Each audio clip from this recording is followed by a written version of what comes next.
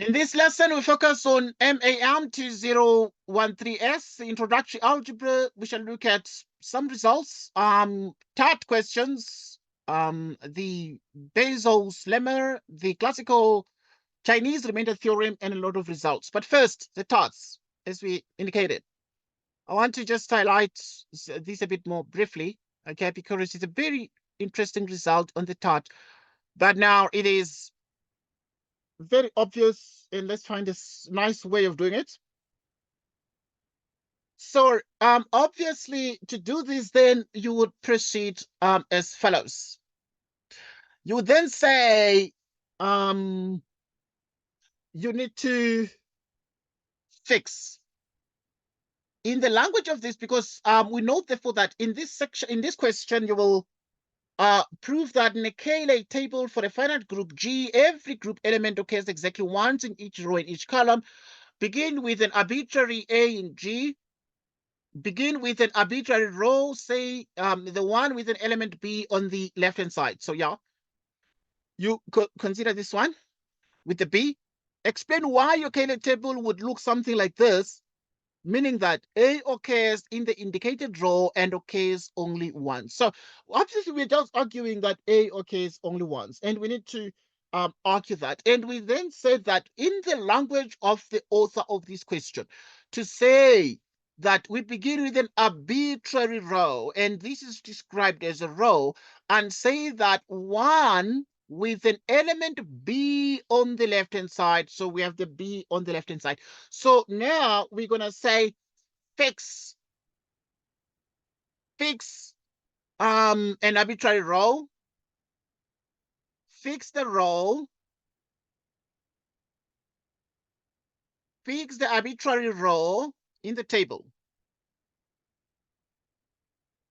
Right, fix the arbitrary row in the language of this. Right, will you say, let's put say there. Say, for argument's sake, the one with an element. An element B on the left hand side. Okay, we have this one element B. You know, I always think. So now we can go on like this. And then we can use just the letters A, B, C. Like that.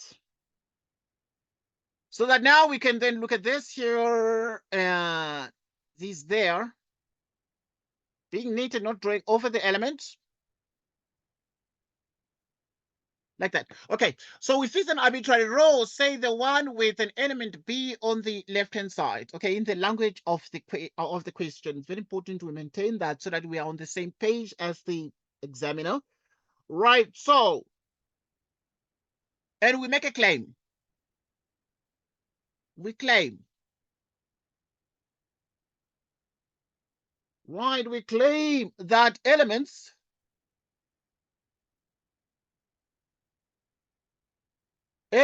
of the arbitrary, we claim that elements of the arbitrary row are distinct. We claim that the elements are distinct. Okay, good. We claim that these elements are distinct. Okay, want to see what it's exactly what we're doing earlier, but I'm trying to make sure that we are a bit more concise. Right, so we claim that they're distinct and assume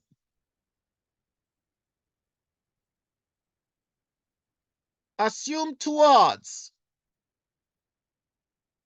Right, so assume towards a contradiction.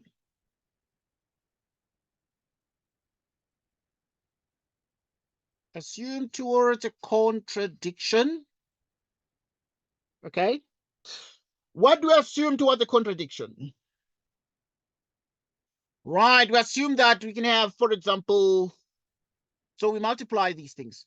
Like B, we combine them. B, C. So B star C,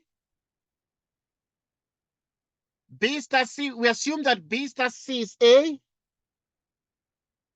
This one sec.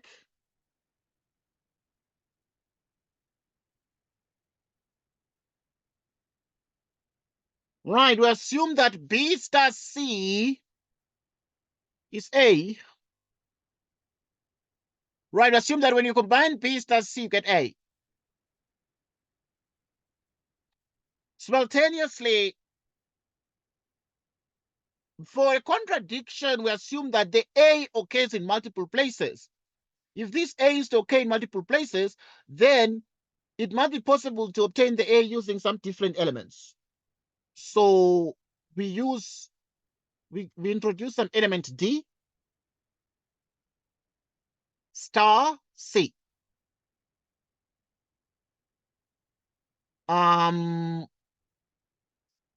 Where D is in what? Is in G. Where D is in G. Yeah, okay. B star C is A, but we assume that there is another element that you can multiply.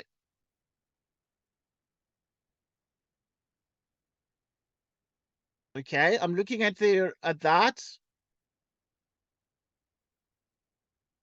Yeah, but there's a nicer way to do it. What nicer way exists to do it? What nicer way exists? Okay, because in the end, then you would prove the B. Yeah, that is fine. That's okay. Right, where D is in G. Okay, now, what is this? So we have B star C is equal to D star C. If this is the case, then this is a group. So in a group, you can find inverses. C inverse, D star C inverse, B star E, D star E.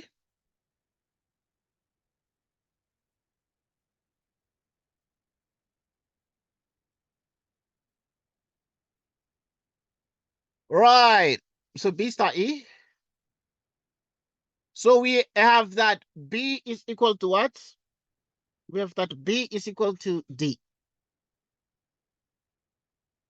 We have that B is equal to D. Now, in other words, even if we assume that we can multiply B with C to get A, but if we also multiply some element D with C, we also get A. So in other words, what would this mean for us? We have taken B star C and we get A. So we assume that you can also have a D. Okay, watching the positions. So we assume that you can also have a D. Okay, so the D can either be above or below the B, doesn't matter. But what is very important is by assumption, we first assume that this D here is different. So that when you multiply the D with the C, you will get A. You will get A. So that indeed, but watch the pattern that this question is bringing about. Because in the language of the examiner, saying begin with an arbitrary row, say the one with an element B on the left-hand side. So yeah, the examiner say arbitrary row with B on the left-hand side. And then now this follows the same vertical setup. In general, rows are the ones that are horizontal in matrix terms, in terms of matrices. But yeah, because these scalar tables themselves are equivalent to matrices. They're equivalent to matrices in some way. Okay, right. So anyhow, what we're arguing here is that no, what we are seeing, even if we assume that, okay, we assume that also D star C is also A, so that the A's are two. There's A here, there's A there, but they like occur in the same vertical strip. In the language of the examiner, it's referred to as a row, which ordinarily would be a column, but it's okay. Can't fight over which one is a row, which one is a column. Anyhow, right. So, but what we're able to see is therefore that B equals D, because B times identity, or B star identity, D star identity is that.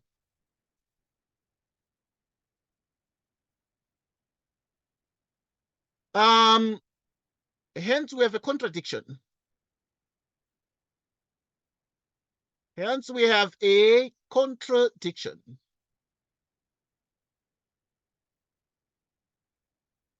Hence we have a contradiction.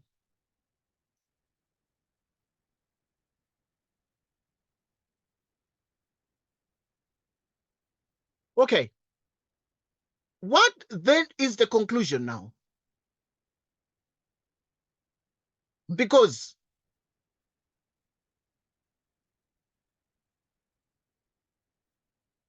we have a contradiction. Right. We have a what? We have a contradiction. And thus, the elements. And then we're able to say, you can write here, anywhere. Thus, you can write here, the elements. Okay. In the language of the author of the question. Right. So thus the elements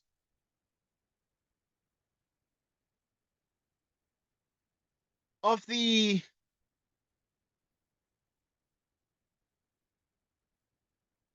arbitrary row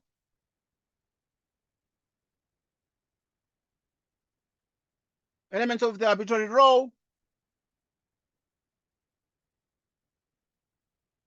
are distinct.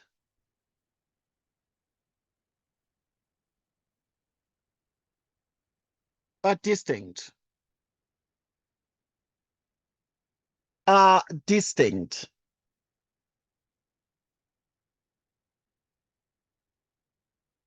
That is to say,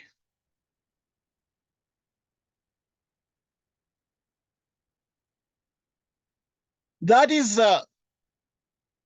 the arbitrary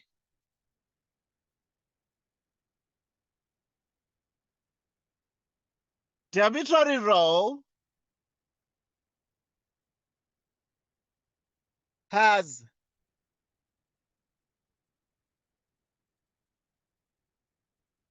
distinct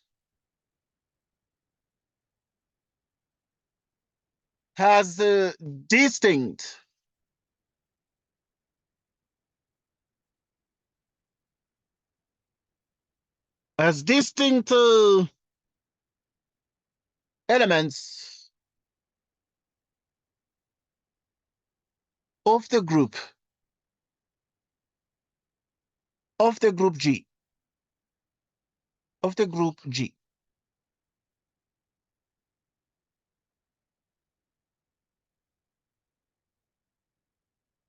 Okay.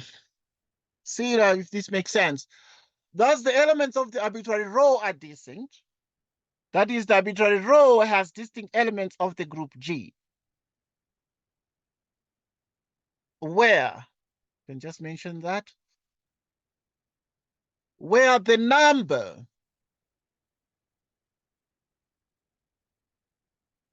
of the elements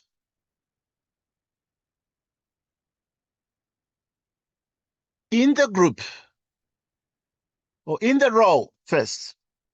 We're interested in the row. Number of elements in the arbitrary row is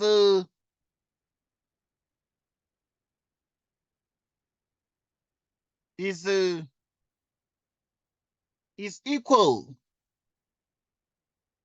to the order of the group. The order is equal to the order of the group G. Okay, something like that. But yeah, but I'm sure that it is very clear. But one can write it like in many ways, you know. But I'm sure that one gets the drift here. So we first start with B, and we position a C here. And B star C gives A. I mean, the most important thing is this equation that proves everything. It's not the many words that are put there. So the B star C gives A, but we assume, hey, we can get a D. Such that now, if you then, see, it's different, this D, but yet it's going to produce also an A, producing row. If you use column, okay, that kind of thing with elements. So it proves, therefore, that in the end, we're able to see that obviously this D here, this D is equal to B. So it is not possible to have a case where the A occurs in two places in the same row or in the same column, depending on what you say. Right. But how would you change your argument when looking at columns instead of rows? So it's something similar. Let us change the argument. Let us change the argument just to make sure that we are flexible in this question and we cover enough ground. So now, how would you change your argument when looking at columns instead of rows? In the language of this particular examiner, I mean, I feel that these two things have been switched out a little bit. For us, when we learn matrices, we are taught that the columns are vertical and the rows are horizontal, but doesn't matter. Okay, right, so we do the same. So we put the B here, something like this. And then we put the A here. So obviously in this setup, we would say we are changing our argument, looking at columns instead of rows. Here we are looking at columns instead of rows. Okay, that is the thing. And so we would have to find something here. We have to find something. And we can find the same thing. Like we can put a C here. So, and then we begin the arguments. But we fix things. So we must fix the arbitrary column. Fix the arbitrary column with B on top of the table. On top of the table. We have done that. Now, if we have this one, then we make a claim. We claim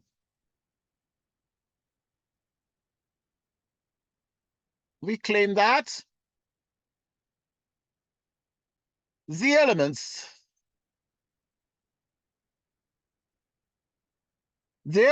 of their arbitrary column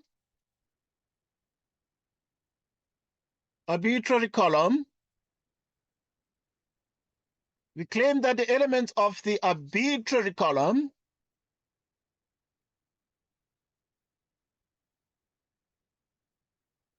right, we claim that elements of the arbitrary column do what? Are distinct, like we did before.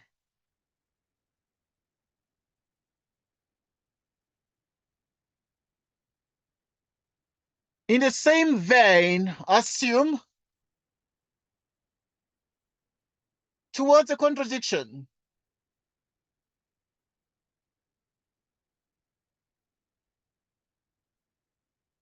Assume towards a contradiction, then we start our gymnastics. We multiply the things, like we'd say C star B.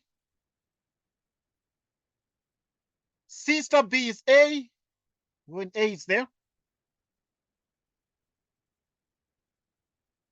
But because we're looking at things that are like horizontal like this, we're looking at things that are horizontal. So we'd want to get the A in a horizontal position. So if we want to get the A in a horizontal position, what would that mean? That would mean that we have C star something. So which means that we'd have C star D. And the consequence is C star B is C star D, which is inverse C B inverse C D. B is D. We're done. Like that, we're done. So we just assume, therefore, that there can be another B, another D, such that it does the same job as B, so that if it's combined with C, it also produces A. But this D would have to be the same as B, so that this is not possible to have the A like that. That is occurring twice. So now, obviously, we write this one. And this one is by the left cancellation law. By the left cancellation law. We have, okay, by the left cancellation law, we have that. Okay. Thus we reach a contradiction. Thus we reach, okay, need to write, thus we reach a contradiction.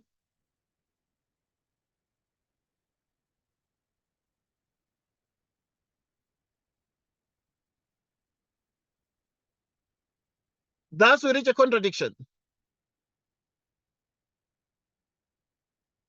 And the contradiction now is brought by the fact that we are assuming that the elements can just repeat like this. And now we are then saying, hence, we can't have a repetition.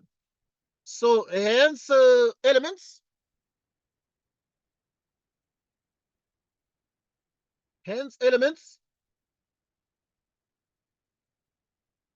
of the elements of the arbitrary column. Hence elements of the arbitrary column are distinct. Hence elements of the arbitrary column are distinct.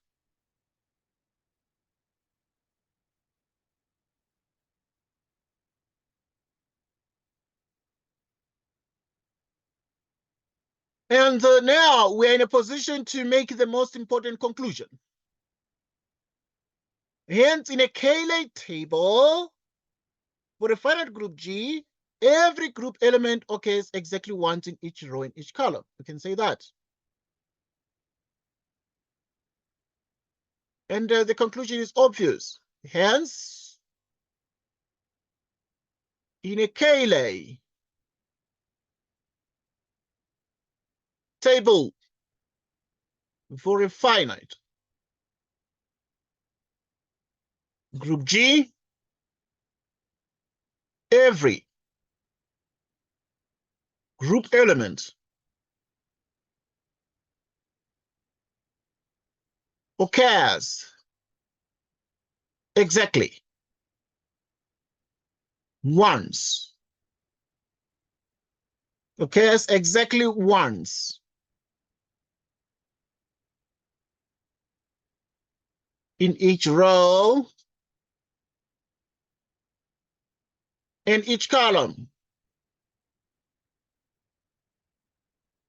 Right. What do you think about this? I mean, you possibly you might have had your own way to do it, but I know that there are many ways. But yeah, so much so that these different ways would converge to the same point. They converge to the same point. You know, they help us to achieve the same result. So we continue. Yes. Okay, good. We continue. Let's move it there. Yeah, I just decided to look at the title a bit. So, okay, this one is about. It's making reference to Tat 1, and obviously I loaded the Tat 1. So now in Tat 1, tutorial 1, you looked at the group described below. You will need its identity and emphasis again now. Okay, to make sure that we, because we did not do the Tat 1, I did not do it either.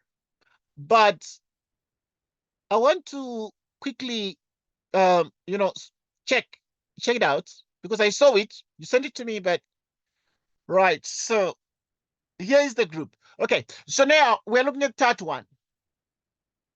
And here are some questions for you to work on in your whiteboard Tat groups. No, never mind that. I'm just reading to make sure I don't miss things here. One person may be wielding the pen, but everyone should be participating and arguing. Okay, right. This is one lesson where you need to argue so that you can learn. Right. So don't worry about getting everything finished in the Tat period. There will usually be too many questions for that. It's more important that everyone leaves satisfied that they've gotten the hang of something and had their voice heard. Okay, that's fine. Just a comment there. Let X be a non-empty set. Okay, we begin with X as a non-empty set. Let G be the collection of all subsets of X. We will call these subsets A, B, C, blah, blah, blah, blah, blah.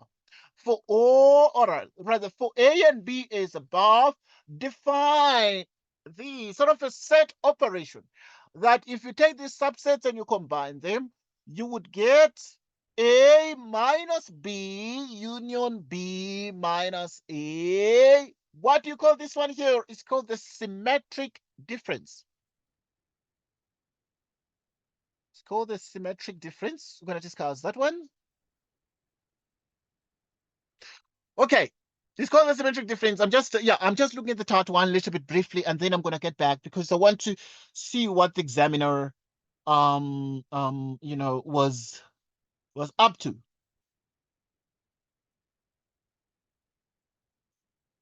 So okay.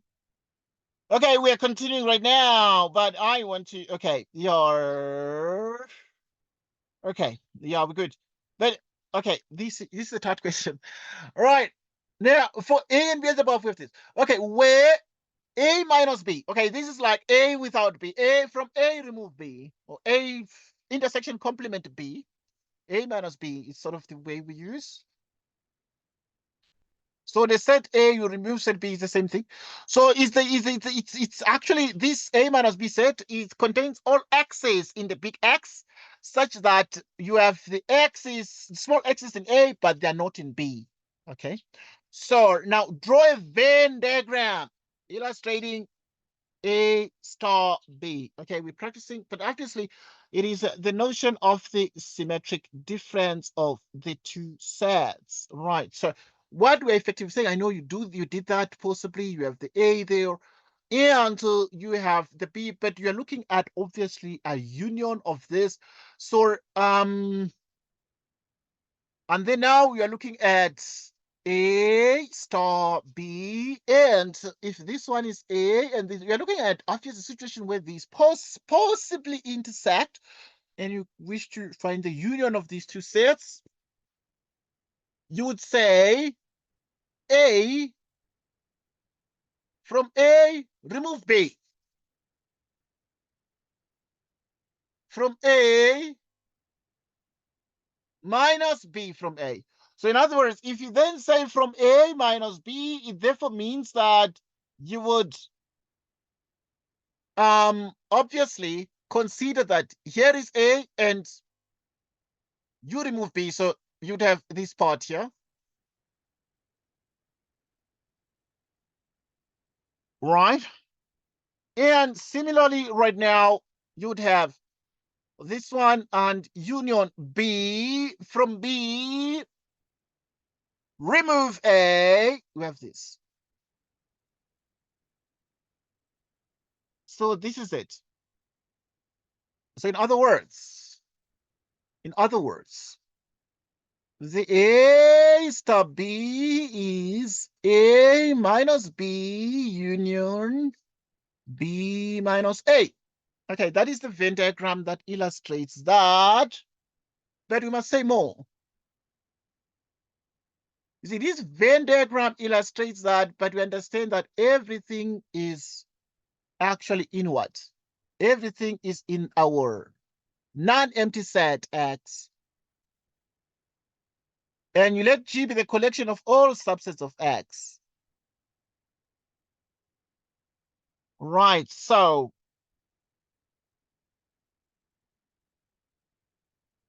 in other words, the members of this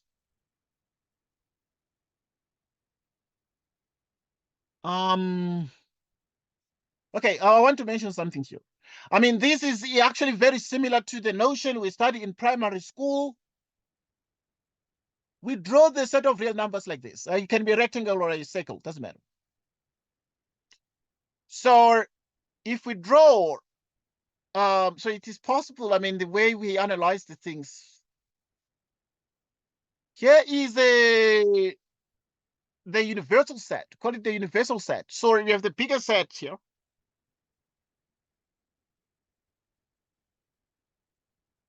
Universal sets, and suppose we have real numbers. And then inside the real numbers, you put some sets.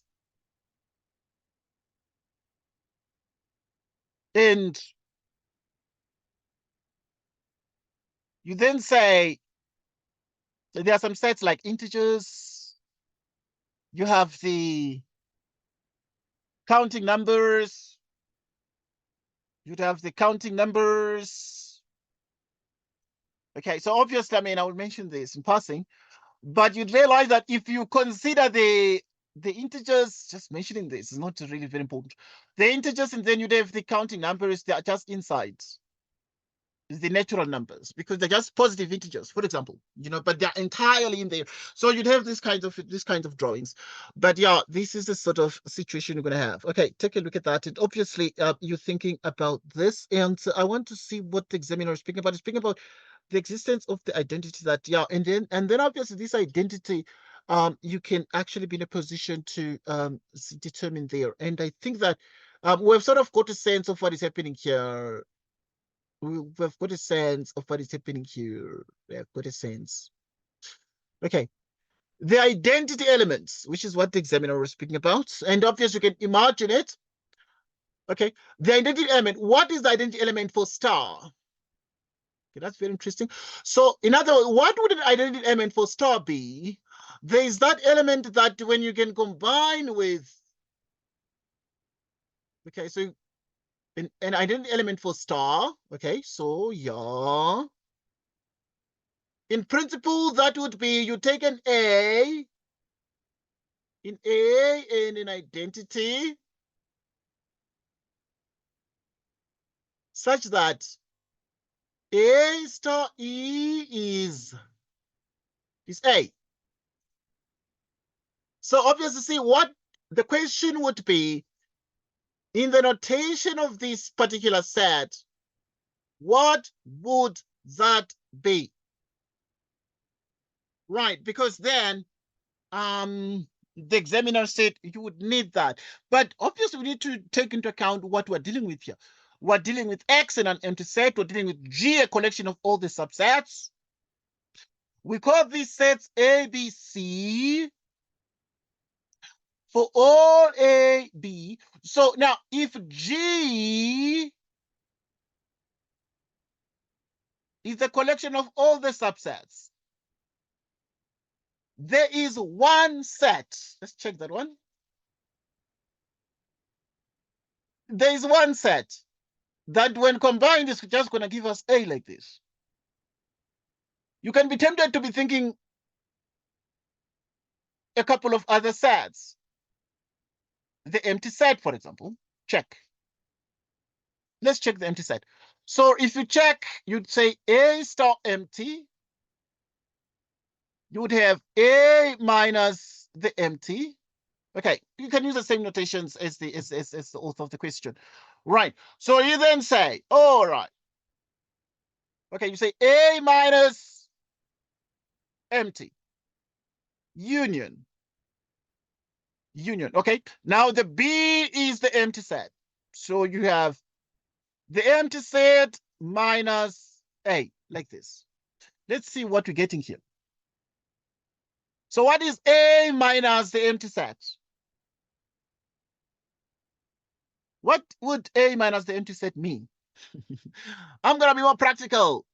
Just allow me to be more practical, okay, so that you can understand this. Okay, so we just go to the set operations that we've learned. What would A star, A minus the empty set mean? A intersection the empty set.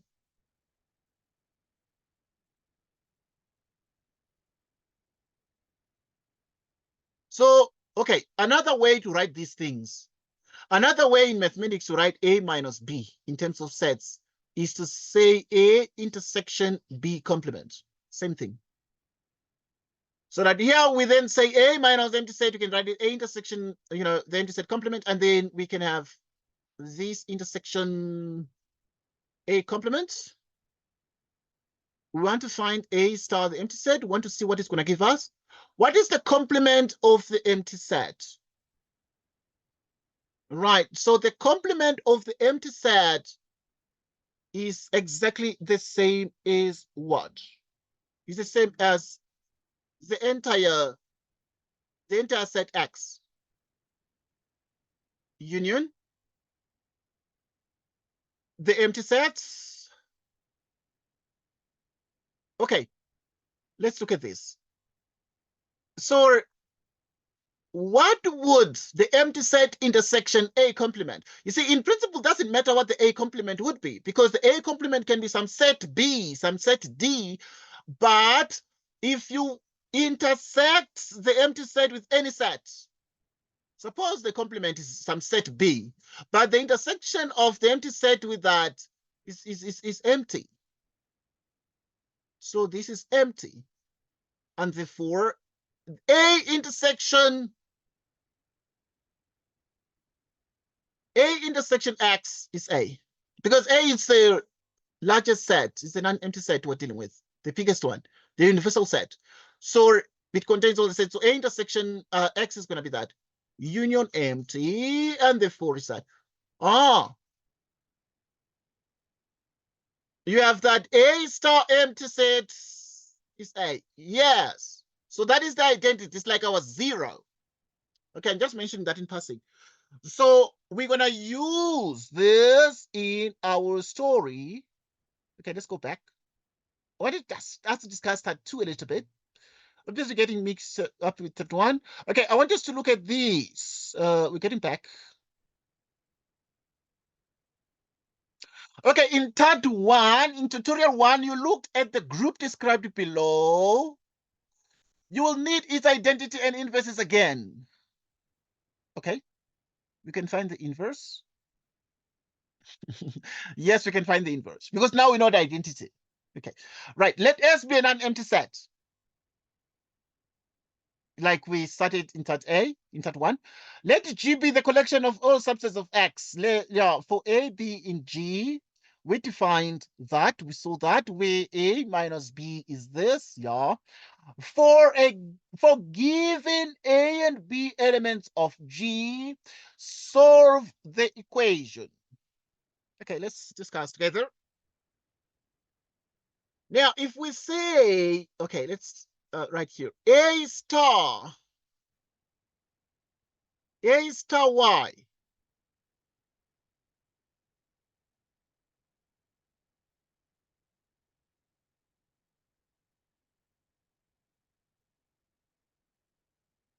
A star Y. A star Y is equal to B. Okay. And this is not complete. Okay, whoever wanted to type this, the lecturers for Y in G. Okay, because all these sets are in G. Right, so we are then saying that A star Y is B. We need to solve, oh, we can regard it as partly complete, but we understand. We need to solve the equation for Y.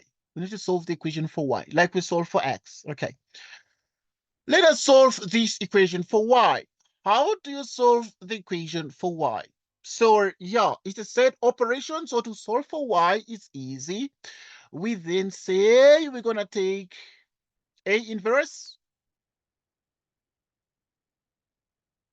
We're gonna take A inverse. But I want to pause to use the correct notation. Right. So what would be the correct way to write the inverse? Because we're dealing with sets. Okay, you can write like that, but for the group elements, but we're dealing with sets. So in terms of the sets, what is the opposite of a set? Right, what is the opposite of a set? Because in terms of numbers, yes, if this was 2 plus y equals 3, to solve this, you'd say minus 2 plus, because you take the opposite of 2. You take the opposite of 2. Right, plus y, and then you take the opposite of 2 like that, and then y becomes 1. Right, well, in terms of numbers, this would be the case. But now the question is, in terms of sets, what would sort of the inverse of that be? Okay, so to reason this out, you need to use the correct notation. So the inverse of a set, okay, so with the inverse of a set, we don't put the set to the -1. Right, so if you have a set, then you can consider its inverse. Now, let us look at what this means. Let us look at what this means. So obviously, we'd use the same operation. Would use the same operation. Let us look at a set. Let's look at the universal set. Call it X. Regard set A. That sits inside X. There is a set inside the universal set that is the opposite of this set. What is that set? If this is A, then that set is this. In terms of that, which is the opposite of that. And what is exactly this? It's the complement of that. That will be the complement of that. But obviously, now if it is the complement of that, yes, it is certainly the complement of that. Because this region outside A is the complements. It's in the complement of the set A. So we're good. And then it means, therefore, now to solve this here, we're going to take the complement of A. But the other notations one can use here that look very much algebraic. And I can give a comment on that. So you'd have A star. That. Why would this be the complement of, okay, there are more ideas that we really can explore. But now we're going to use this set. So it's A complement star that A star B. Okay, A complements. Okay, like that. Now, why would this be the opposite? Well, it is true because even if you take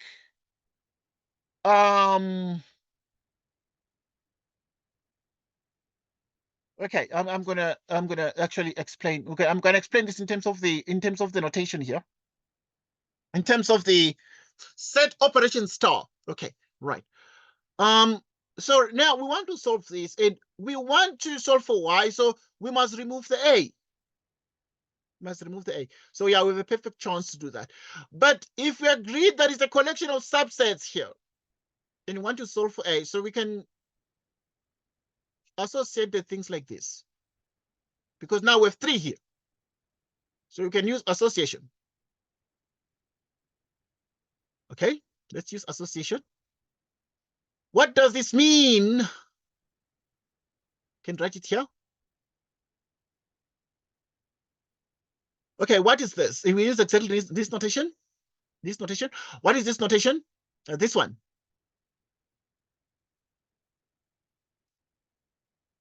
AC minus A union A minus AC.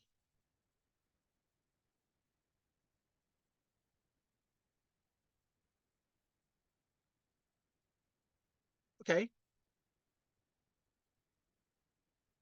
Okay, I mean, yeah, but now I'm using the notation that is minus. Okay, sometimes I feel that is more meaningful than just the slashes here. So we can then say it's this together with that.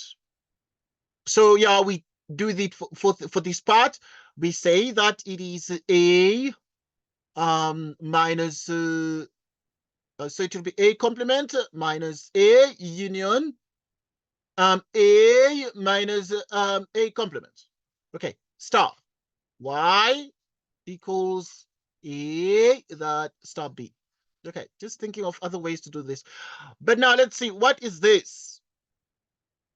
Okay, yeah, as I said already, the minus notation sometimes we're used to the intersections and unions for sets, meaning that we can just say it's this intersection A complement. Okay, this means intersection A complement union A intersection A complement complement. Wow. Okay, because this is already complement, but it's another complement. To put some brackets here, maybe it's nicer. It's neater. And then star y is this star B. Okay, let's continue. Right. We want to solve for y step by step, at least trying to show some steps, making sure we're getting the correct answer. So now, okay. Okay. Now, what is this? What is A complement intersection A complement? If you intersect a set with itself, you get that set, you know. So it's just going to be A complement union.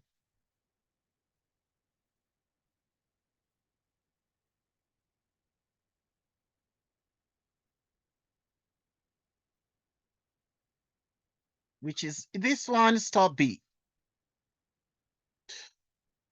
What is A intersection A? It is A.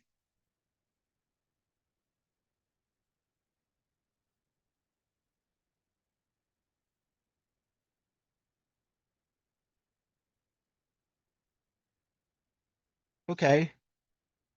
Ooh. Now let's look at this. Yes. Mhm. Okay, we reason this together. What would A complement union A become? Is the whole of X. If you take A and then you also take union of the complement, the region outside the A, so you get the whole universal set. So it's going to be X star Y equals A star B. Okay. This is good. It's like we have not found yet the y, but we close. Y. Let us look at now. We have these here. What is x star y? Because x is our universal set. So according to the notation here, a star b is a minus b. So it's going to be x. Yep. So it's going to be x minus y union y minus x a complement star b. Okay. So what exactly do we achieve out of these? What is from the universal set? I'm going to write x intersection y complement. Intersection x complement. Okay. Right. Let's have this one. I want us to examine this equation. So x intersection y complement. Okay, let me. So if you look at x intersection y complement, what is this? What would x intersection y complement? This is the universal set. It doesn't matter what y complement is. Whatever y complement is, if you intersect it with the universal set, like the universe has everything, so you still get y complement, union, x complement. X complement. What is x complement? X complement is like we're taking the complement of the universe. Then you're dealing with an empty thing. You go into empty space. You're taking the complement of the universe, you go empty. You go empty set. Equals this star B.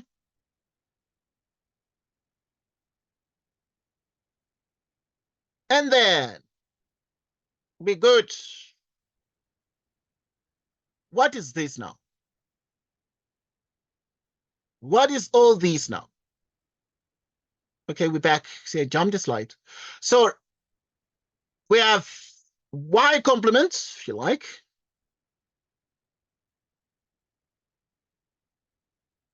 Union. Y intersection. The empty set.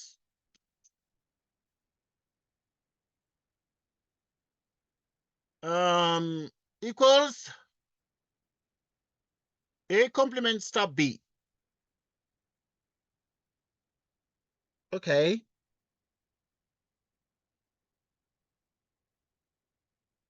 Okay, let's check.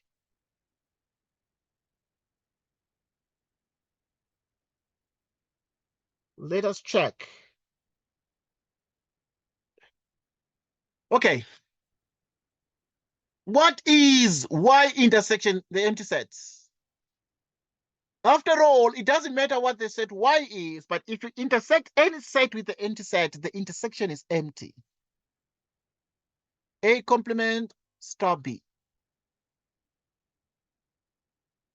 Let's check. Right. So now, what is y complement union the empty set? It will just be y complement. Is this one star B? And then we are able to solve for y. Of course, y is in G, but we're able to solve for y, which means that we have this one.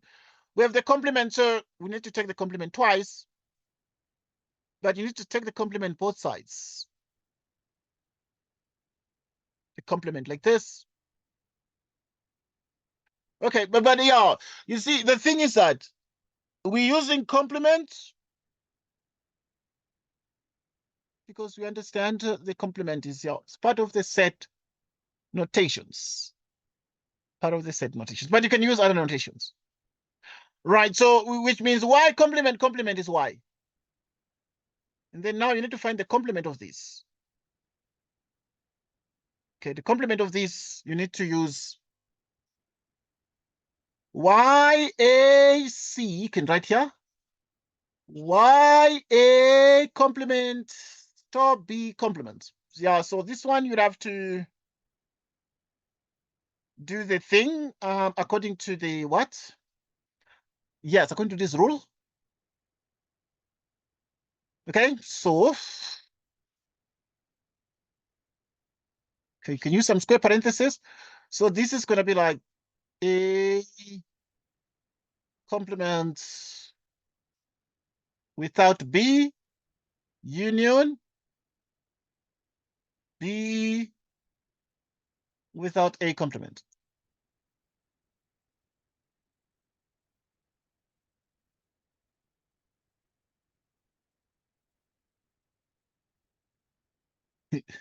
Okay, we have this. Okay. So now the complement of this is going to be what? Using De Morgan's law from first year. De Morgan's law, what does De Morgan say? A intersection B, or yeah, you can use the union, doesn't matter, union, intersection. It works for both. De Morgan's law works for both. But I'm going to use the union here. A union B complement is A complement intersection B complement. That's De Morgan. So use it here. So it's going to be A complement B complement. Then it's going to change this one to the intersection. To the intersection, then you have the complements. Okay. A complement, intersection B complement, intersection B, intersection complement is A. But we have another complement there. Now let's check. So if you do the complements here, it's going to become what? It's going to become A complement, which is A union B complement, just B, intersection B complement union A complement. Okay, let's see now. Okay, this is the sort of thing you're getting. Can this be simplified? Let us check. Can this be simplified? Can find a simplification for this. Because now this is A union B intersection this. Okay, there are many ways to simplify it. That is A union B intersection A complements. Okay, let's check this one. Let's check this. Okay, I'm just looking at this. Okay, you can be able to simplify this because you can draw the Venn diagram and analyze this. Or you can use the set properties to expand and so on.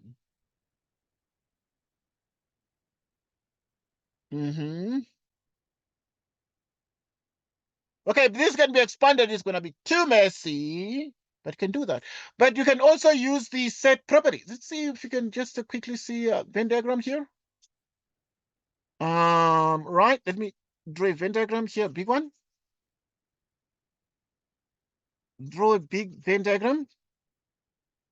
If you then say, here is our universal set, our universal set X. We have two sets, A and B, that sort of possibly intersect, A and B. And then now you take A union B, it's like everything. A union B, but you intersect that with A union B is everything. See, now I'm going to have, this is A union B. So the blue one is going to be A union B. But now I'm going to do green. And I want to see what B intersection A complement is going to be. So, but B intersection A is this one. Then you take the complements.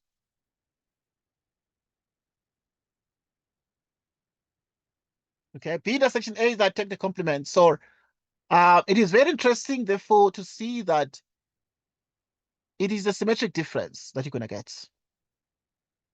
So, because if you take B intersection A is the intersection, but you take the complement of the intersection, so you go out like this, and then you view that you intersect it with the A union B. So it's going to be A minus B, P minus A. Very interesting. It is telling us that the set Y is going to be A minus B. It's going to be exactly this. Union B minus A. What do you think here? Okay, it's like we're playing around with this, but yeah, this is the case. But you can test the answer. Is this indeed the Y? If Y is true, then if this Y is true, then this Y, if you put it here, you must make the equation true. If this Y is just the A star B, then if you put it here, you must get B. Let's check. Okay, because I did not solve this question before. So I'm going to test. I want to do a test here. So we're going to do A star Y, and A star Y must be B if this is true. So we're going to start with A. It's okay. But we assuming that Y is all this. That's what we got anyway. We got that Y is A minus B union B minus A. So that's what we're going to plug in. So in the place of Y, we're going to put A minus B, B minus A, B, B.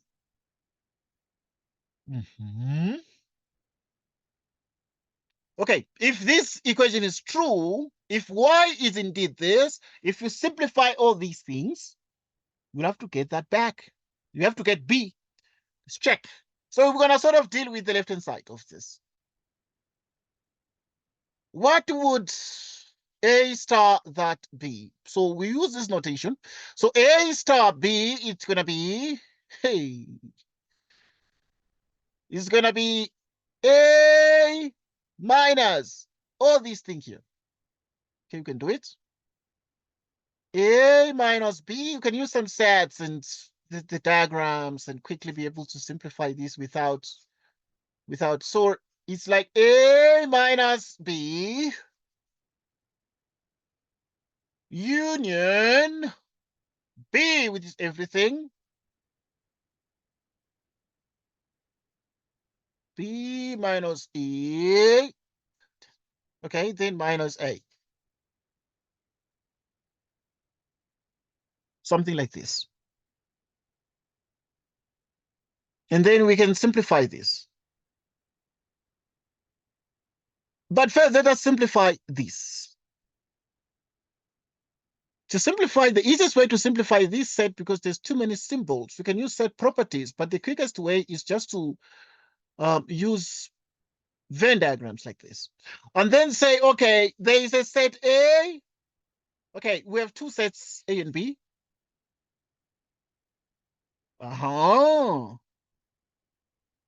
Okay, let's check what we're going to get. So we have two sets, A and B. I'm going to draw like this. A, B, A, B. Okay. A, B. If this is the set X, and this sets potentially like intersect, so you have the A minus B, B minus A, and this kind of thing is the symmetric difference. So from A minus B, from B minus A, so yeah, union that. Now, we then say, A minus that, what kind of a set would that be? If from the set A, which is the overall set A, you remove from A this symmetric difference. So removing from A the symmetric difference would be equivalent to removing from A the green part. That's what the symmetric difference sort of has. So if you remove from A the green part, what are you left with? You'll be left with this part. And this part is A intersection B. Okay, let's examine that one. It's A intersection B. Union. Let's deal with this one. From the symmetric difference, here you have the symmetric difference, A minus B, P minus A, but you remove A. From the symmetric, if this is the whole symmetric difference, and from the symmetric difference, you remove A, but all the A, you shall be left with this part. So this part is just B minus A.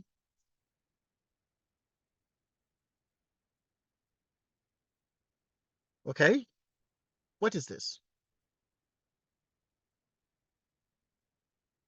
This is saying you are looking at a set where you are looking at the A intersection B set. A intersection B set, which is like this one dimensional. But now you are combining it, union B minus A, which is exactly this part. So you're taking a union, and this thing is B. It is B. It is B. So now it is therefore true. We celebrate this. What is it that we're observing here? We celebrate the fact that we celebrate the fact that we celebrate the fact that why is this? We celebrate the fact that y is exactly that. Your comments? What do you think? I'm just sorry. We're arguing in circles here. But we are able to see that y is in fact A minus B union B minus A. Okay, and we have seen that indeed it is true. It satisfies the equation, but it's a bit long. Yeah, you might have discussed it in the chart. But now let us look at the next thing. Now, okay, for the given solving, we solve that. Look at how much time it took us. Check that your proposed solution really does satisfy the given equation and illustrate this with a Venn diagram. We've already done it. We have already done it. But now let's look at the Venn diagram you can use, because check that your proposed solution really does satisfy the equation. And the way to do that, we said it's to plug the y back into the equation, because I was like, the solution is very, it's like, it's this. So I wanted to check, and that's what I'm sure the lecturer realized, that it looks like, my goodness, it looks like a strange solution, yet it is correct. So check that your proposed solution really does satisfy the given equation and illustrate this with a Venn diagram. So obviously then you need to illustrate these with a Venn diagram. What is this that you need to illustrate with a Venn diagram? So obviously, we have shown that indeed the solution does satisfy the given equation, because we have put y back.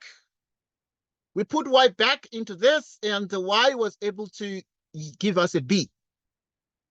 So yeah, we're good. With that mentioned,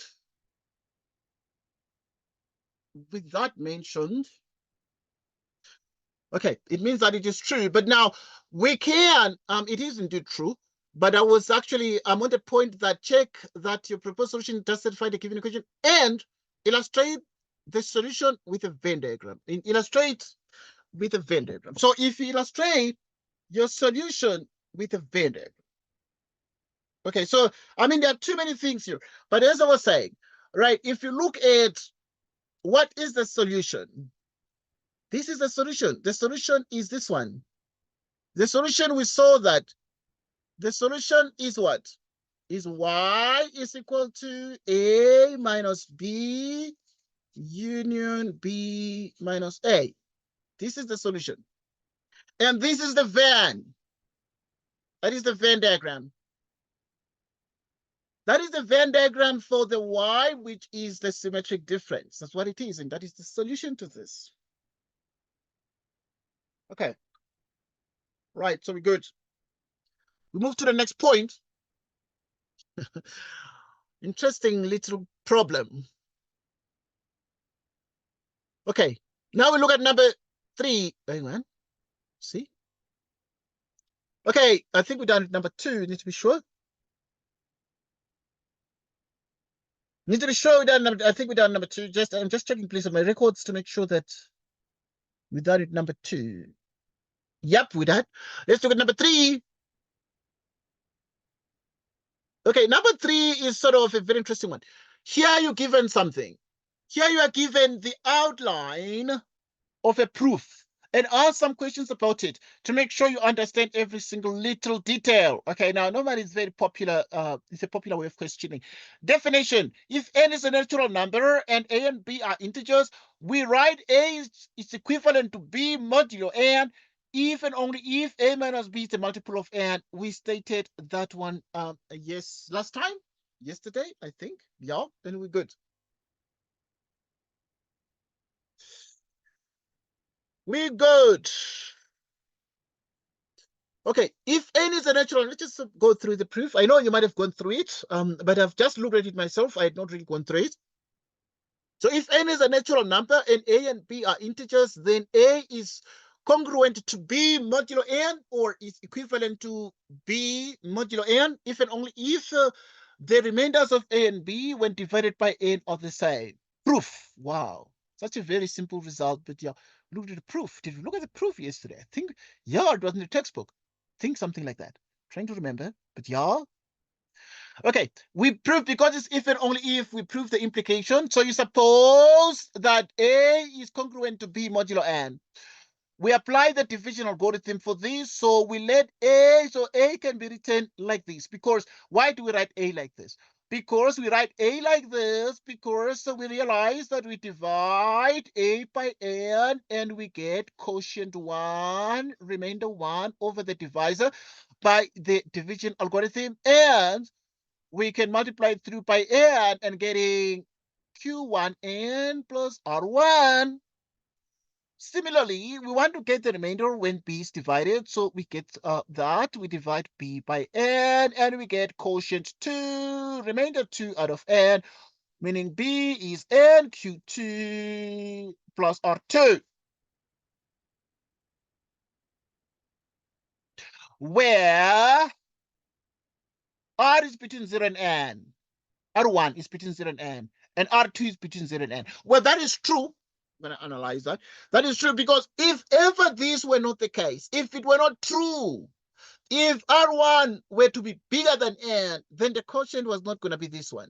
The quotient was going to be something different from these. So when we divide 5 by 2, we make sure that 2 goes in full into 5. Right, so that 2 goes 2 times into 5, remainder 1 out of 2. We do this. But the remainder must be a number that is smaller than the divisor. So the remainder is smaller than n, the divisor, but the remainder can be 0. Yes, the remainder can be 0 when the number divides. Like, what is the remainder when you divide 6 by 2? Okay, 2 goes how many times into 6? It goes 3 times, but the remainder is 0 out of 2. In other words, and obviously 6 divided by 2 becomes 3. So by the division algorithm, we are sure, but like 100% sure, that if we divide, then we should always be able to get these expressions. Right? We want to show that the remainders are the same. Because if the remainders are the same, that means that A is congruent to B modulo N, or A is equivalent to B modulo N. Now, to show that the remainders are the same, we need a strategy. How can we just show that two numbers are equal to each other? Here is the strategy that this person used here. The person said, let's just assume that one of them is bigger for a contradiction. This would obviously bring about some challenges. But the guy is saying, let's assume that the remainder one is bigger than the remainder two. We can do this without loss of generality. This means that the argument in the case that R1 is less equal to R2 would be similar to this one. So yeah, the guy is saying, okay, let's assume that because we want to prove that they're equal, and we can imagine that they're equal, let's assume that one is bigger so that they're not equal to each other, that is. We can substitute the expression in line 3 into A minus B. The equation, we can substitute the expressions in line B into A minus B. Here are the expressions in line 3. We substitute them into A minus B, then solve for R1 minus R2. From this, we see that R1 minus R2 is a multiple of N. Never mind, I'm just reading through. Now we will have a chance to, to answer the questions. But R1 minus R2 is greater or equal to 0. Why? R1 minus R2, yes, it is greater or equal to 0 because you can move the R2 to the other side. If we, by assumption, R1 is bigger or equal to R2, then we can say R1 minus R2 is greater or equal to 0. True. But you can write it the other way. Because if R1 is greater or equal to R2, we can write 0. 0 is smaller. R1 minus R2. Okay, we need to have a debate about these things.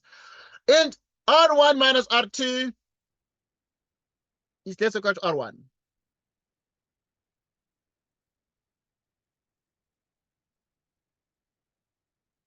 Okay, let's check this one. Let us check this out. So the guy who wrote the proof is then saying 0 is less equal to R1 minus R2. Okay, we still have R1 minus R2. But this R1 minus R2, we agree that R1 minus R2 is greater or equal to 0, but it is less or equal to R1. That is very important. So obviously we have other inequalities that come into play here. Right, so if you have R1 minus R2, you'd have that. Okay, we'll reason it out together. And R1 is smaller than N, according to this. So R1 minus R2 can only be a multiple of N if R1 minus R2 is 0. So R1 equals R2 is wanted. Okay, we're good. Let's check. Trying to reason this out. Now we're proving the converse. In the converse proving the reverse part, considering the reverse part of the proof, suppose that this, but according to the division algorithm, these are possible. But you looking at this assumption, you assume that the remainder is the same. Okay, very interesting. So assuming therefore that the remainder is the same, so obviously this is if and only if. So you are saying these here, the remainders when these are divided by N is the same. So the remainder is the same. So everything else you use these, but you say the remainder is the same. So R1 equals R2 as much as you have Q1, etc. As much as you have Q1 and Q2n, but yeah, you agree the remainder is the same. Right, working out A minus B, you can subtract A minus B, and multiplying or simplifying, excuse, shows that A minus B is indeed a multiple of N as wanted. Okay, write down something. Write down what the assumption in line 1 means. We're going to go back to line 1.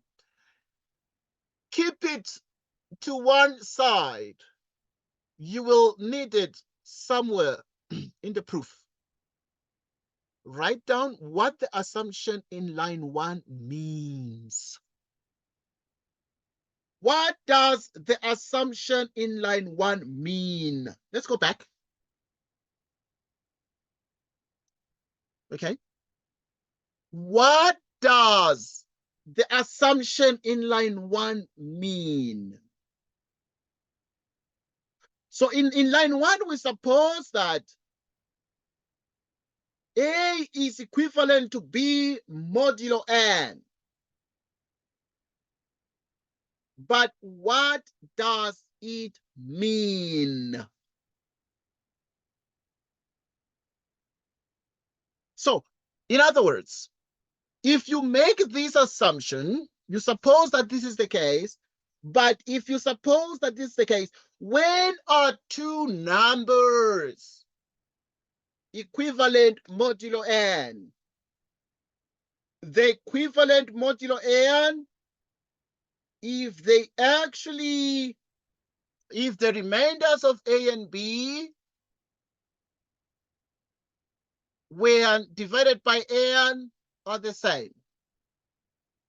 If the remainders of A and B when divided by N are the same. So what does A in line 1? Suppose A congruent to, okay.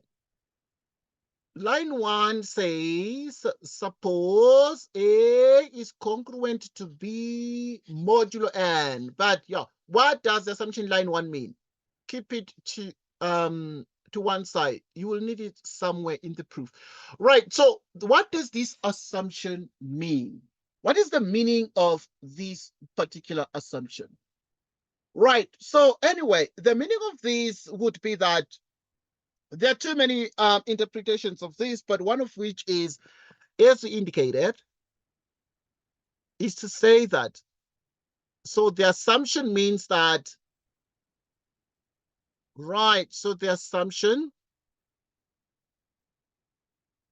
right, so the assumption in line 1 means that A and B, according to this, right, A and B have the same remainders when divided by N. Or the remainders of A and B when divided by N are the same. You can write that. Assumption line 1 means that the remainders means that the remainders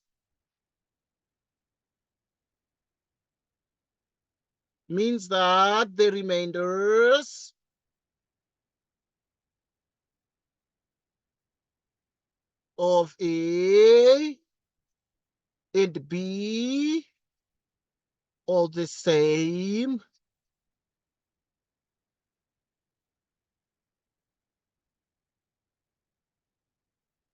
Right.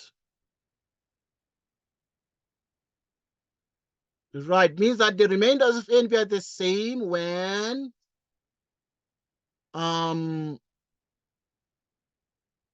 right, are the same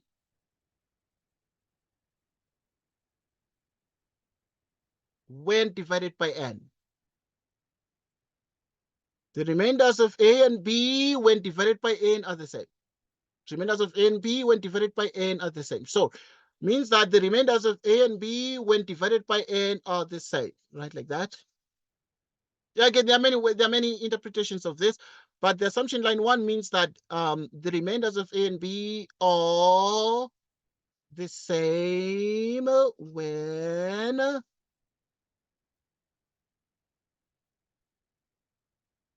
the remainders of A and B when divided by N are the same. See, right. So the remainders of A and B when divided by N are the same. Excuse me. Remainders of A and B when divided by N when divided by n are the same. Okay, I mean, that is why you have the congruency, the sort of equality. Right. So keep it to one side, you'll need it somewhere in the proof. But also, I mean, I want to, yes, yes. Okay, yeah, I mean, there are many ways you can state that, but it's surely one way to state that. Let's move on to the next question. Okay, so in the next question, we're saying, make sure you are happy with the logical structure of the argument outlined in lines 1 to 4. Okay, make sure you are happy with the logical structure of the argument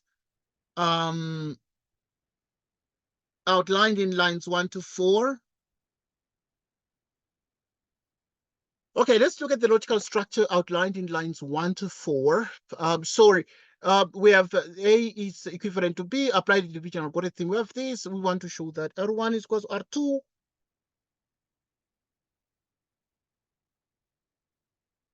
Okay. Right.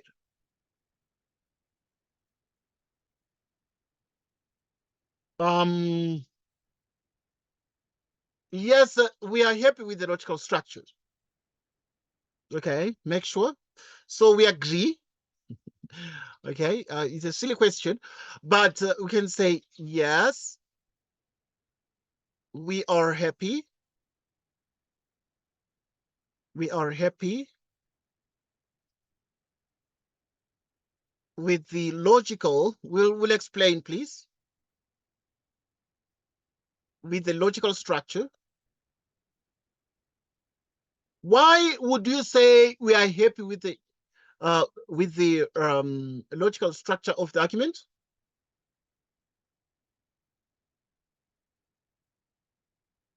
Why would you then say we're happy with the logical structure of the argument?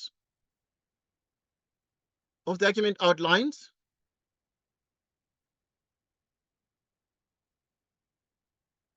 Outlined in lines 1 to 4. Why would you say we are happy with that? With the logical structure? There is this or logically the sort of the steps are linked correctly, but also outlined in that sense. If you look at line 1, right, since, right, since A equivalent to B modulo N implies that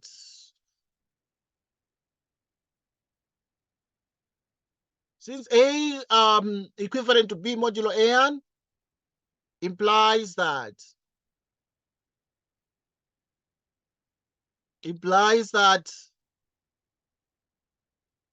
by the division algorithm,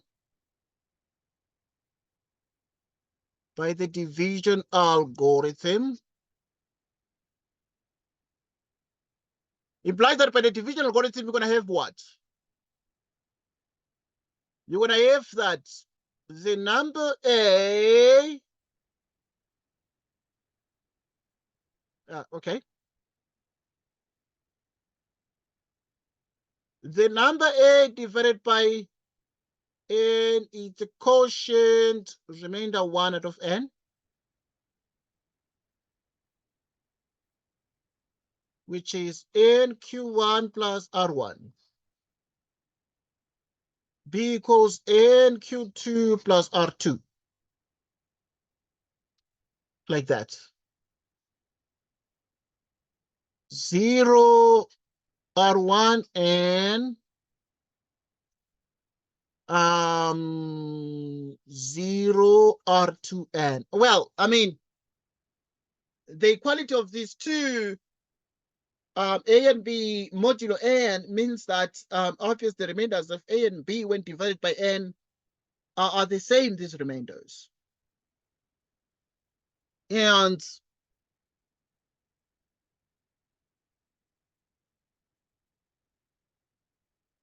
from which, right, so we have that, so logically, so that we need to show that, okay, we need to show that the remainders are the same, so we need to show that remainder 1 is equal to remainder 2, then we would be done. Would be done.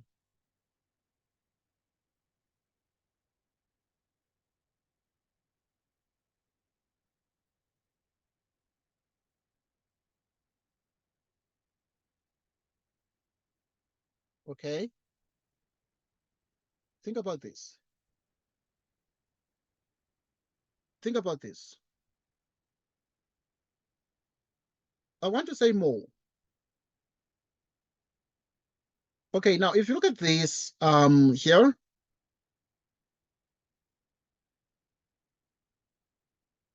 another way to look at this is to say when A is equivalent to B modulo N, what would that actually also mean? What would the assumption mean? Okay, there are many ways, because like we discussed last time, it can also be considered to mean that it could also be considered to mean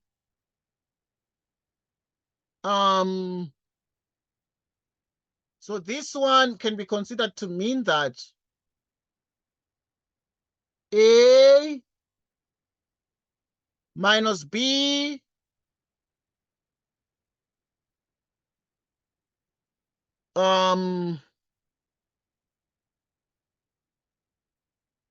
is a multiple. We saw that yesterday is a multiple of n. Or if you want to say A minus B is a multiple of n, you can say A minus B is what? You can say, yeah, A minus B is a multiple of n. You can say that. Let me write that one down. I mean, there are too many things you can say here.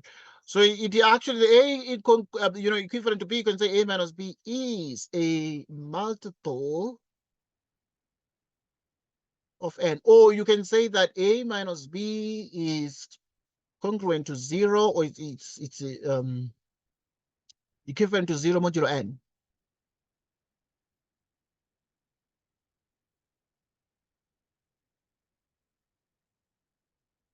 Okay. A minus B is equivalent to 0 modulo n. It's equivalent to 0 modulo n. I mean, it's the same thing. But in terms of what the assumption line 1 means,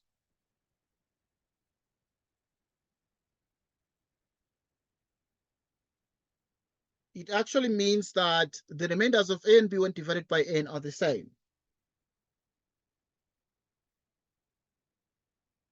Okay, let's continue. Let's continue.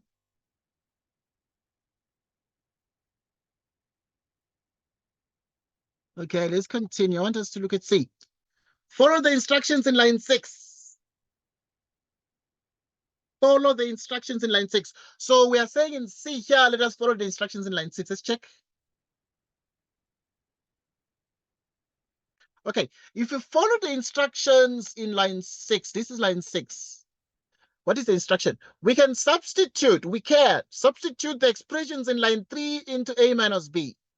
Here the equations in line 3, and the equations in line 3 are A equals Q1n plus R1, B equals Q2n plus R2.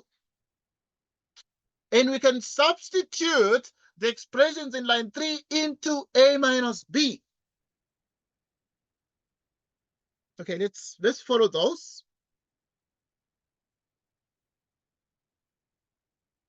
Right, so we're doing C now. We substitute into A minus B, and we substitute what? A is Q1n. Yeah, because we divided A by n, we got quotient 1, remainder 1 on the divisor. So which means that A is equal to n Q1 R1, well, we saw that before, R1 minus Q2 n R2. So we substitute this into that. So A minus B. But now, okay, and then if we substitute this, we can do a couple of things. Like we can write Q1 minus Q2 n. You can just group like terms, factorize, etc. We can write Q1 minus Q2 n plus R1 minus R2, like this. Let's check. Right, so we can substitute the expressions in line 3 into A minus B. Okay, obviously, we're just supposed to substitute. And obviously, in line 7, then we solve for R1 minus R2. But yeah, we don't need to solve anything. Yeah, okay. So now follow the instruction, we substitute, and yeah, we substituted. And we get that. And the most we can do is just to organize the terms. And organizing the terms would yield this particular expression.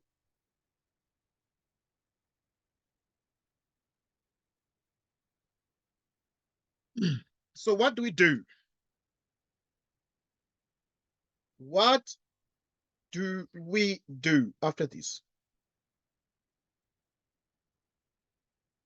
We take this one. Okay, we look at D now.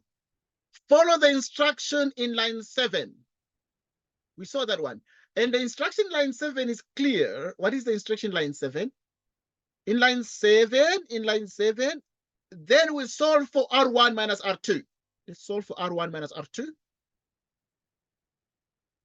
Right, so we can do that one.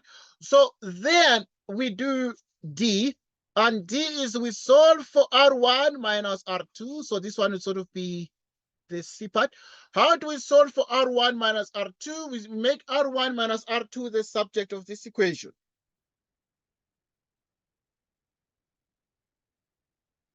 So that R1 minus R2 equals what? Right, so we can write it is A minus B minus Q1, Q2, N. Okay, that's one thing you can get. So obviously at this point, would have followed the instructions in line 7. Yeah, I know that we are going, we still have about 20 minutes more. Okay, right. Yeah. R1 minus R2 is this. So we're solving for R1 minus R2 out of that. Next. Okay, so we answered that one. Where's the question? Oh, without checking the question.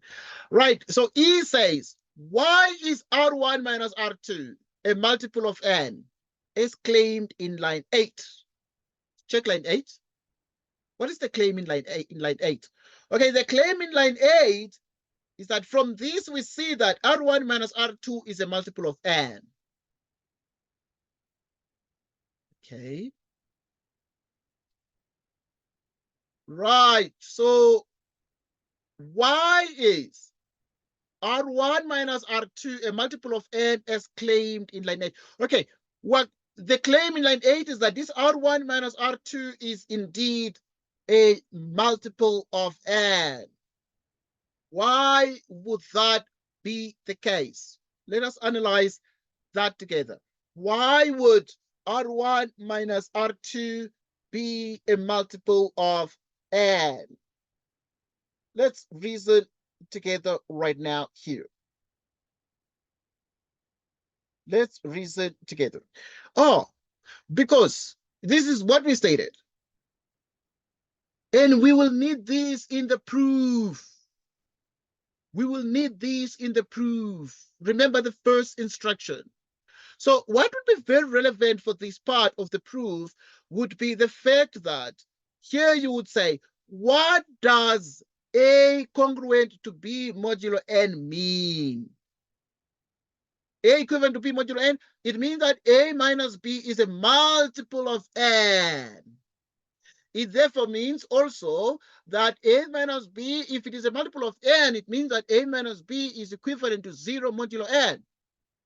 But the most important way of putting it, the examiner wanted for this question, and that gives us, because we had like too many possibilities of writing this thing, it is the fact that A minus B is a multiple of what? Is a multiple of N. This is actually the very correct answer to the part A. You say, write down what the assumption in line 1 means. Keep it to one side. You will need it somewhere in this proof.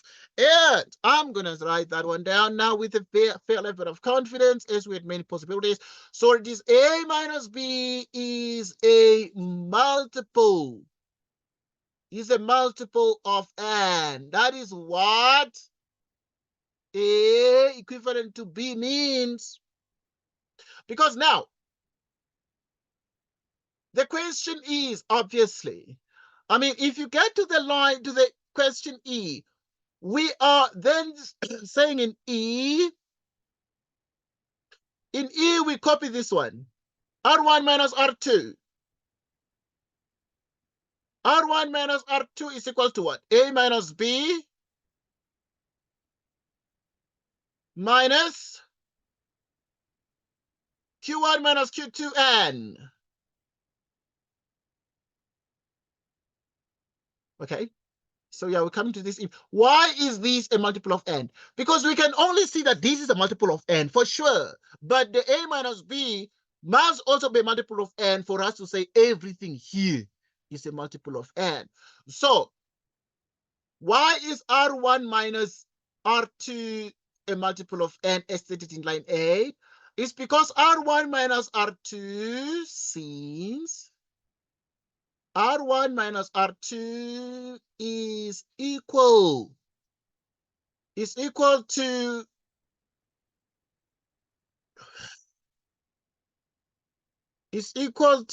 a difference of, is equal to a difference of 2, is equal to a difference of multiples of N. Okay, difference of multiples of N with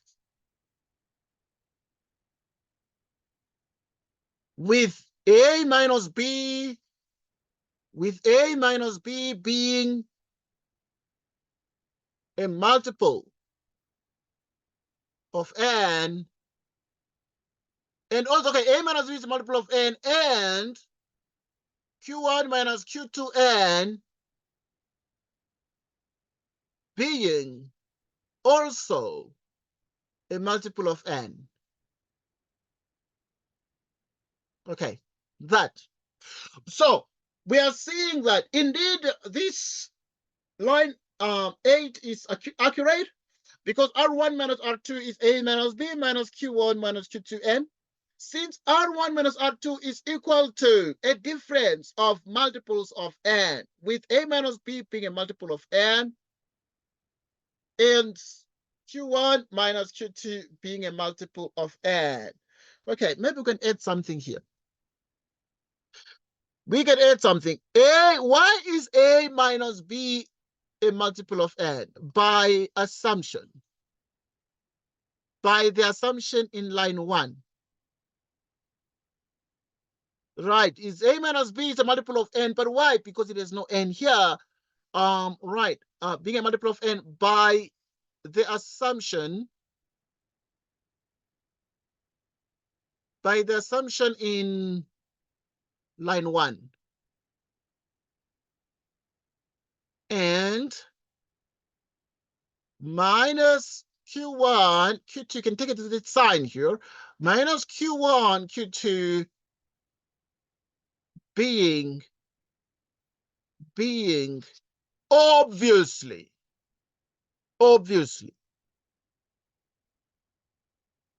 being obviously a multiple of n. Obviously a multiple of n.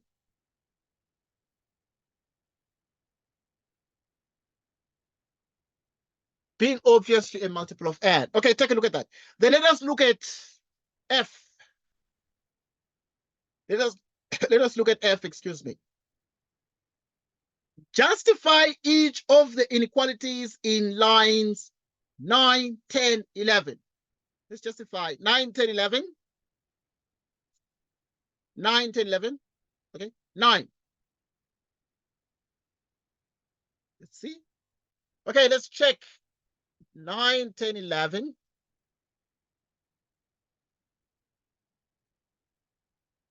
9, 10,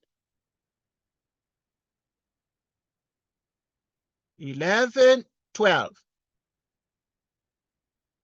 So justify each of the inequalities in 9, 10, 11, 12. Let's justify the inequality in line 9. Why is it like this? Because of the assumption, so that when we're reading through, because of the assumption that R1, okay, to justify inequality 9, R1 is greater or equal to R2, so that we can move the R2 to the other side, so that R1 minus R2 becomes greater or equal to 0. So that is it.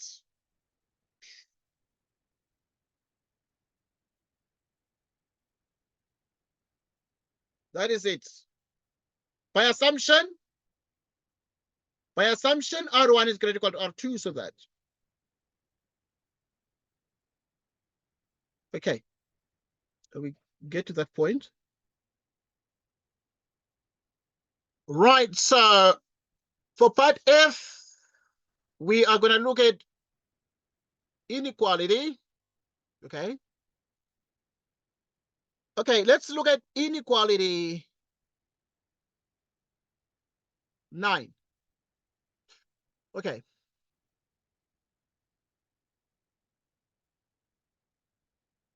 By assumption, or by the assumption,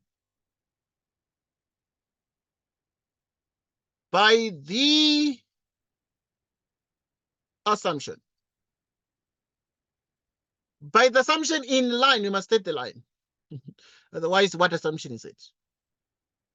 Okay. By the assumption in line 5. By the assumption in line 5, suppose that this is the case. By the assumption in line 5,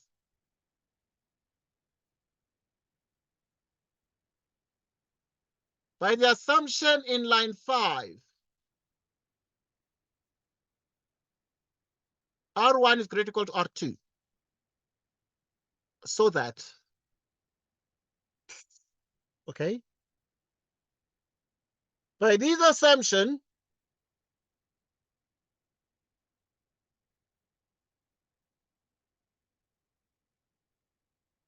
right, by the assumption in line 5, R1 is greater or equal to R2, so that what?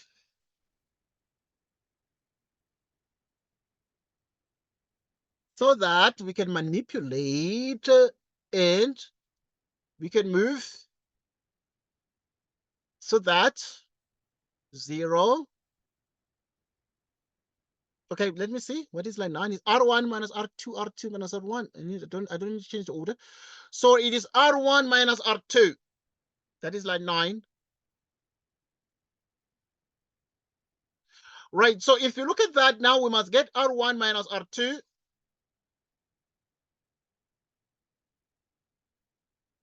R1 minus R2. So if you say R1 minus R2 is greater or equal to 0.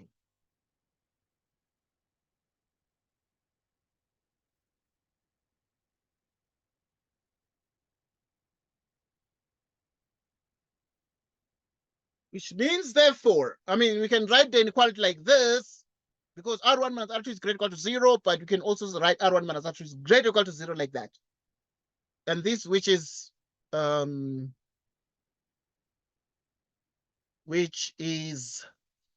inequality 9, which is inequality 9. All right, inequality 9. Now, okay, we justified 9, but let's justify inequality 10 up to 11. Okay, how do we justify inequality 10? Right, here I did some mappings. So 10 is this one. How do we justify this? Okay, this one is natural. Why is it natural? Because the question is, if we say R1 minus R2 is greater or equal to 0, but if from R1 you subtract something, surely the result must be smaller than R1. Because we are subtracting R2 from R1,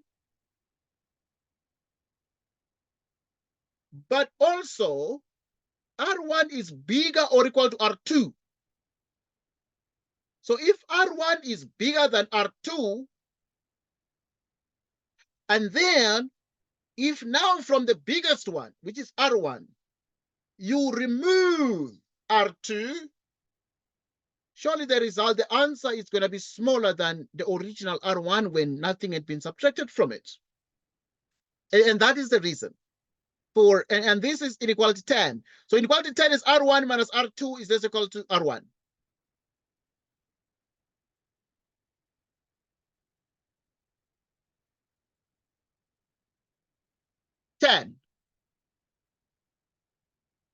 Inequality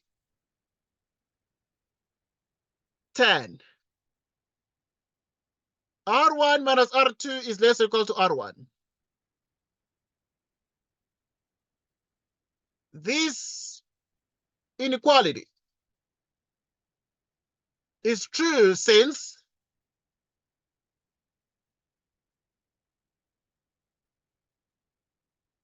by assumption,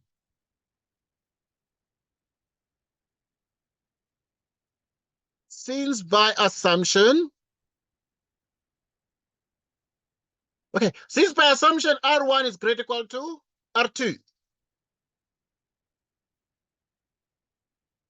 So that now R1 is the biggest one. So that now R1 minus R2, we subtract the smallest one. The result is going to be smaller than the original R1, because from R1 now we have removed something. We have removed R2 so that the result is smaller than R1. So we're saying R1 minus R2 now is smaller than R1. Why? Since, can you even write that kind of explanation? Since if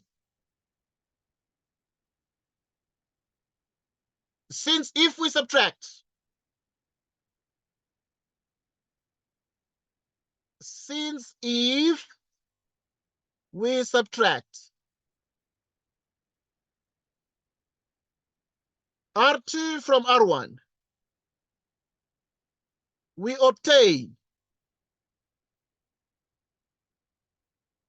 a result, we obtain a difference, you can say that. The result after subtraction is a difference. We obtain a difference less than or equal to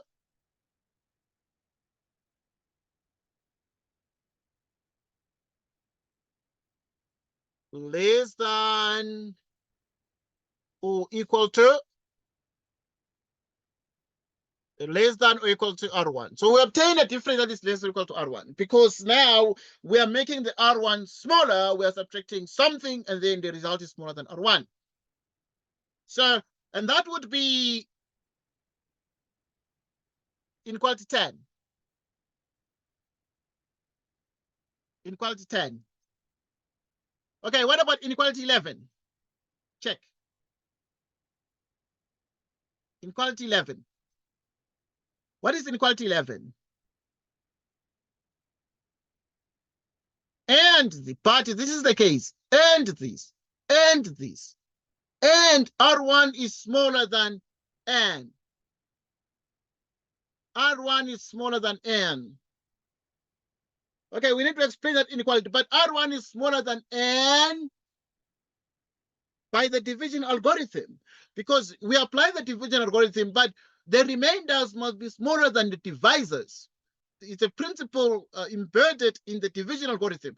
So if in line 11 we say the remainder is smaller than the divisor, why would the remainder be smaller than the divisor? Let us explain that. It is true by the division algorithm that it is the principle. Right, so here would say inequality 11.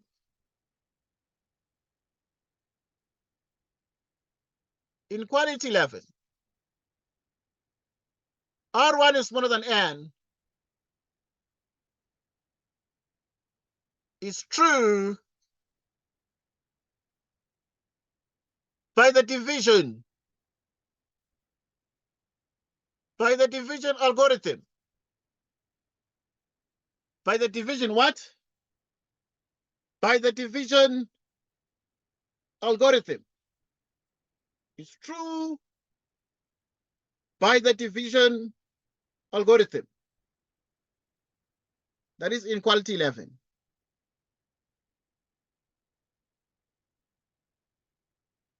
Okay.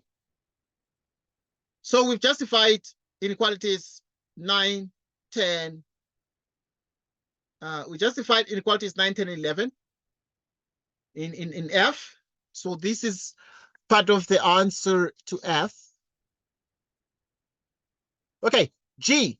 How would you change the argument? How would you change the argument if R1 is less equal to R2? Okay, so now we're changing the tables because we were saying that R1 was bigger than R2. Now we are changing the tables. And we're saying, how would you change the argument that R1 is less equal to R2? As mentioned in line 5. Let's check line 5. Let's check line 5.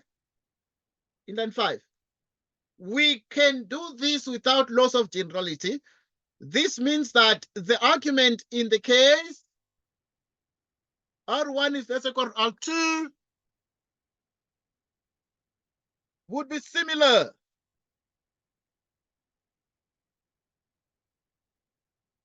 Okay. Would be similar to this one. Right. So let's go back. Okay, let's go back and look at what the thing is here. So now, how would you change the argument if R1 is less equal to R2 as mentioned in line 5? Okay. Okay, now we need to change the argument. We need to change the arguments. Okay, this is very interesting, but now you'd have to look at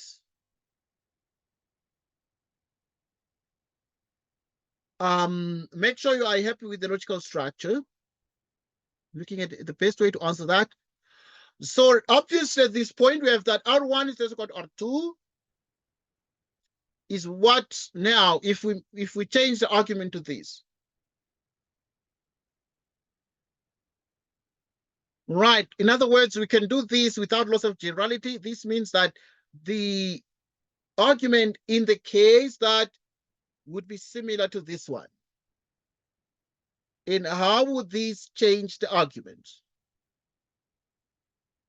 Okay, so obviously it would be similar. it would be similar to this one. We can do this without loss of generality. This means that the argument in the case R1 less or equal to R2 would be similar to this one. Now, if you check here,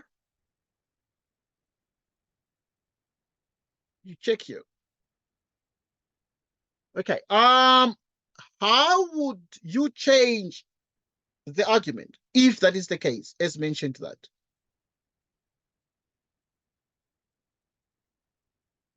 Okay, do the working out as outlined in line 14. Okay, we're going to get to that.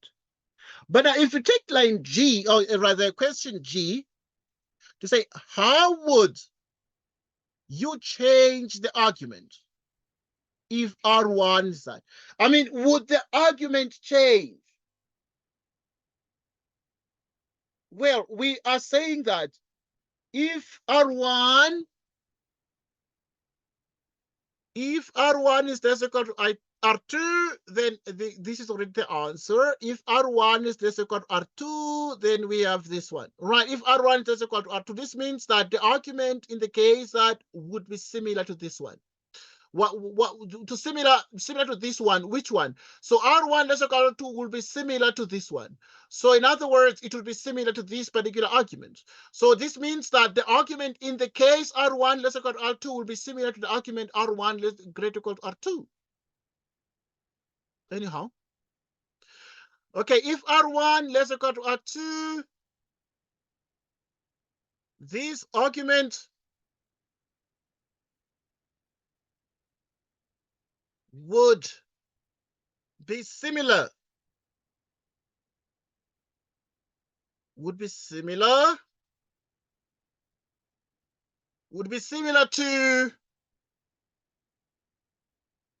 R1 greater equal to R2. Would be similar to R1 greater equal to R2. Would be similar to R1 greater equal to R2. Be similar to R1 greater equal to R2. If R1 is less equal to R2, this argument would be similar to this. But how would you change the argument? Right. So this argument would be similar to this. Yeah. So in other words, saying if R1 is less equal to R2 is similar to saying R1 is greater equal to R2. That's what we're saying. Do the working out as outlined in line 14. Let's check. Do the working out as outlined in line 14. Let's check line 14. Let us check line 14.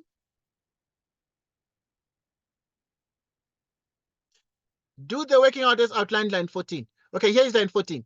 Working out A minus B and simplifying shows that A minus B is indeed a multiple of N as wanted. Okay. Okay, I'm looking at that one. Okay, there's something we did here earlier. We said we can substitute the expressions in line 3 into A minus B.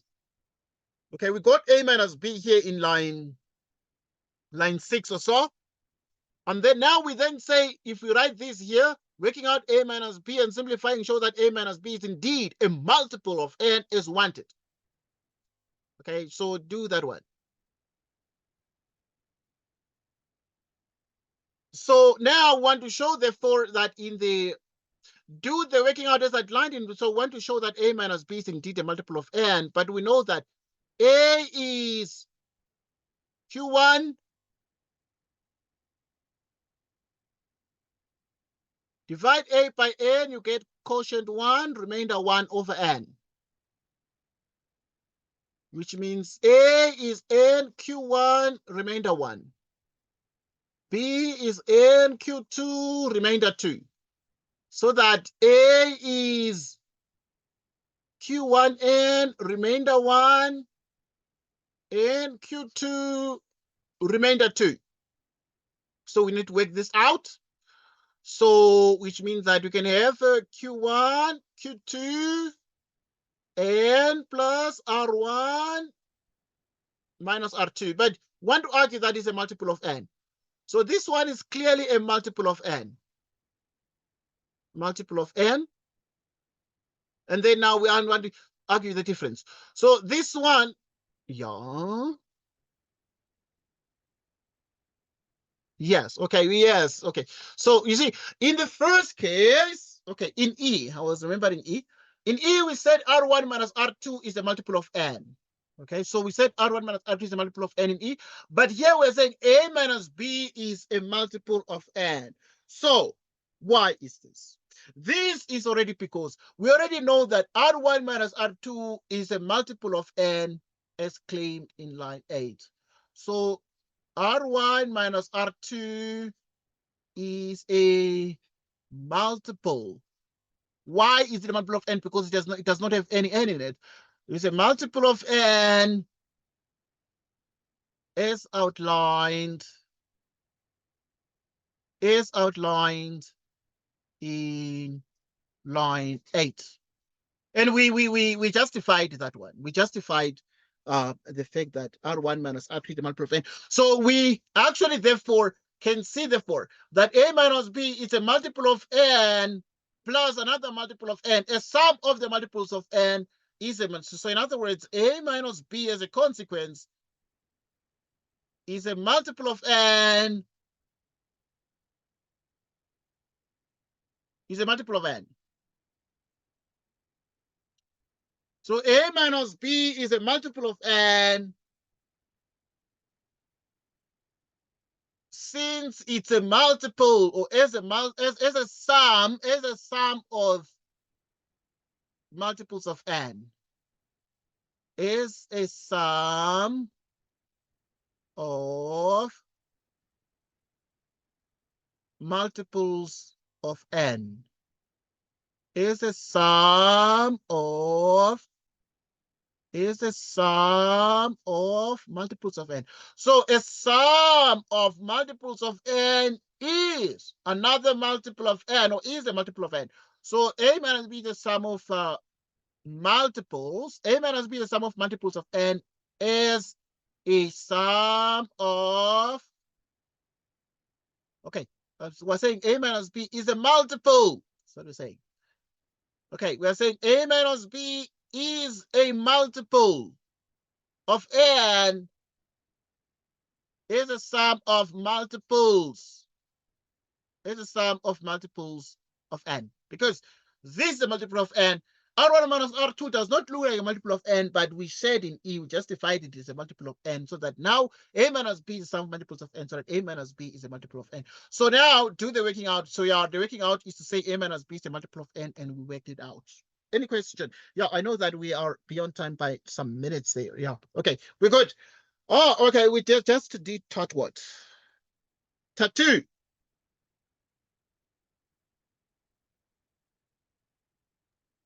Okay, yeah, we just discussed tattoo, and I think it's enough for now. We'll take a break, and then we shall return. We shall return. We must return at 2. Let me know if you'll have the energy to join at 2, so that we obviously can please confirm your availability for 2, so that we can actually obviously do other things during that time. So we will plan and discuss other tasks, because we're done with it with this task. So the next thing would be like task 1 that would have to be discussed. So but task 1 is very similar to task 2, but we have to discuss task 1 also. So our next discussion, I think that it's gonna be task 1 with the past exams. Okay, and the past things that are like relevant. Okay, task 1 should not take us very long, I believe, because we will spend some good amount of time on task 2, and I believe that task 2 was so tedious. It had obvious things, but bulky sets and laborious set notations and things. But otherwise, we must thank you for joining us now. Until 2 p.m. Take care and relax, and yeah, I'll make the recording available in the next couple of minutes. Okay, and thanks then, and goodbye for now. Goodbye, dear. Bye. Goodbye.